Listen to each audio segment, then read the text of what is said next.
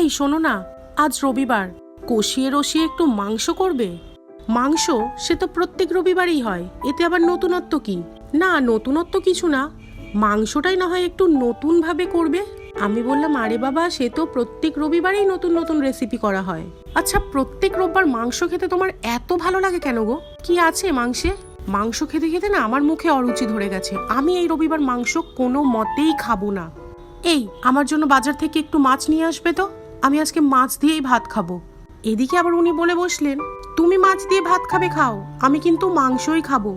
আরে জানোই তো, রোববারে আমি মাংস ছাড়া ভাত খেতে পারি না।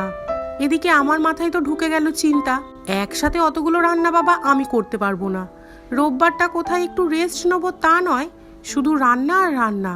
তাই বরের মাথায় হাত বুলিয়ে ভালো করে বোঝালাম যে দেখো, মাংস তো প্রত্যেক রবিবারেই খাও, আজকে মাছের একটা নতুন আইটেম করব।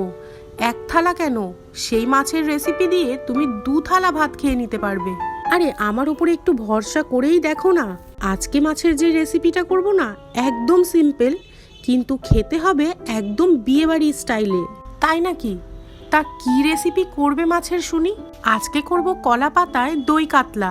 তুমি বাজার থেকে কলা পাতা, একটা ছোট মাটির হাঁড়ি আর মাছটা নিয়ে এসো। বাদ বাকি যা কিছু লাগবে বাড়িতেই আছে। আজকের এই কলা পাতায় দই কাতলা রান্নার রেসিপি খুবই সহজ। প্রথমেই একটা মাটির হাঁড়ি বা মাটির পাত্রে ভালো করে সর্ষের তেল বুলিয়ে নিতে হবে। তারপর তাতে কেটে ধুয়ে রাখা কলা পাতাগুলো দিয়ে দিতে হবে। এরপর ধুয়ে রাখা মাছগুলো দিয়ে পরিমাণ মতো নুন, হলুদ আর গুঁড়ো লঙ্কা দিয়ে দেব। মিক্সিং জারে কিছুটা টক দই, বাদাম আর কাঁচা লঙ্কা পেস্ট করে নেব। আমি এখানে আমন্ড বাদাম ইউজ করেছি, তোমরা চাইলে কিন্তু কাজু বাদামও ইউজ করতে পারো। তারপর সেই পেস্টটা মাছের মধ্যে দিয়ে দিতে হবে। এখন আলাদা একটা কড়ায় পেঁয়াজ ভেজে নিতে হবে লাল লাল করে, খুব বেশি লাল করা যাবে না, হালকা ব্রাউন। সেই ভাজা পেঁয়াজটা তেল সমেত মাছের মধ্যে ঢেলে দেব। তারপর আর কি, কলা পাতা চাপা দিয়ে সিম আঁচে বসিয়ে দেব 20 মিনিটের জন্য। 20 মিনিট পর ঢাকা খুলে ঘি ছড়িয়ে গরম ভাতে পরিবেশন করো গরম গরম কলা পাতায় দই কাতলা।